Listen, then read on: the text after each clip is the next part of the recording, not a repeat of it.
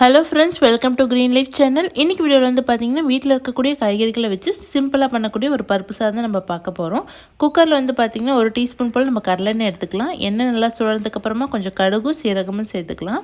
இது ரெண்டும் நல்லா பொரிஞ்சதுக்கப்புறமா நம்ம தோல் உரித்து எடுத்து வச்சுருக்க பூண்டையும் சின்ன வெங்காயம் ஒரு 10லேருந்து 15 நம்ம இது கூட சேர்த்துக்க போகிறோம்.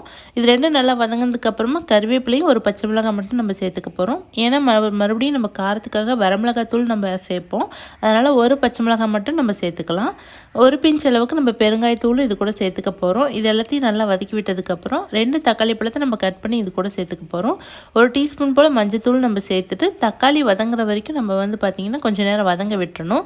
அதுக்கப்புறமா தான் வந்து பார்த்திங்கன்னா நம்ம காய்கறிகள்லாம் இது கூட சேர்க்க போகிறோம். உங்கள்கிட்ட என்ன காய்கறிகள் இருக்கோ அது எல்லாமே நீங்கள் சேர்த்துக்கலாம். நல்லா டேஸ்ட்டாக இருக்கும். இன்றைக்கி நான் வந்து பார்த்திங்கன்னா நூல்கோல், கேரட், அதுக்கப்புறம் உருளைக்கிழங்கு என்கிட்ட இருந்துச்சு. ஸோ அதெல்லாம் சேர்த்துருக்கேன். இது எல்லாத்தையும் சேர்த்ததுக்கப்புறமா ஒன்று நல்லா மிக்ஸ் பண்ணி விட்டுக்கலாம். இது கூட வந்து பார்த்திங்கன்னா நம்ம ஒரு டீஸ்பூன் போல் சாம்பார் தூள் சேர்த்துக்கலாம். அதுக்கப்புறமா காரத்துக்கு தேவையான அளவு வரமிளகாத்தூள் சேர்த்துட்டு எல்லாத்தையும் ஒன்றா நல்லா மிக்ஸ் பண்ணி விட்டுக்கலாம். உப்பு தேவையான அளவு சேர்த்துக்கலாம். சேர்த்துட்டு எல்லாத்தையும் நல்லா மிக்ஸ் பண்ணி விட்டுட்டு ஒரு 2 நிமிஷம் மட்டும் நம்ம வதங்க விட்டுலாம். வதங்கினதுக்கப்புறமா வந்து பார்த்திங்கன்னா நான் இன்றைக்கி 2 டம்ளர் அளவு அரிசி எடுத்துருக்கேன். அந்த 2 டம்ளர் அளவு அரிசிக்கு வந்து பார்த்திங்கன்னா 1/2 டம்ளர் அளவு துவரம்பருப்பு நான் இது கூட சேர்க்க போகிறேன். துவரம்பருப்பையும் நல்லா அலசிட்டு ஃபஸ்ட் நம்ம இது கூட சேர்த்துக்க போகிறோம். அதுக்கப்புறமா வந்து பார்த்திங்கன்னா அரிசியும் நான் அலசி எடுத்து வச்சுருக்கேன். அதையும் இது கூட நம்ம சேர்த்துக்கலாம். சேர்த்துட்டு இது எல்லாத்தையும் ஒன்றா நல்லா மிக்ஸ் பண்ணி விட்டுட்டு நம்ம இதுக்கு தேவையான அளவு நம்ம தண்ணி சேர்க்க போகிறோம். எப்போவும் நம்ம நார்மலாக அரிசிக்கு சேர்க்குற தண்ணி வந்து பார்த்திங்கன்னா ஒரு டம்ளருக்கு வந்து பார்த்திங்கன்னா 2 டம்ளர் அளவு தண்ணி சேர்ப்போம்.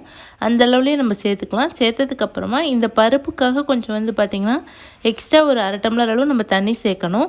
அதுக்கப்புறம் வந்து பார்த்திங்கன்னா காய்கறிகள் இருக்குது. ஸோ அதுக்காக ஒரு 1/2 டம்ளர் நம்ம கொஞ்சம் சேர்த்து எடுத்துக்கலாம். எடுத்துகிட்டு நம்ம இது எல்லாத்தையும் ஒன்றா நல்லா மிக்ஸ் பண்ணி விட்டுட்டு உப்பு காரம் எல்லாமே கரெக்டாக இருக்கான்னு செக் பண்ணிவிட்டு நம்ம அப்படியே குக்கரை மூடி வச்சிட போகிறோம்.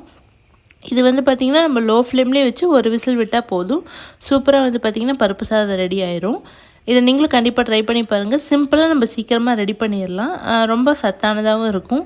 இதில் வந்து பார்த்திங்கன்னா நீங்கள் கொத்தமல்லி தழை வேணும்னா நம்ம கடைசியாக இறக்கும்போது வந்து போட்டுக்கலாம். ரொம்பவே டேஸ்ட்டாக இருக்கும்.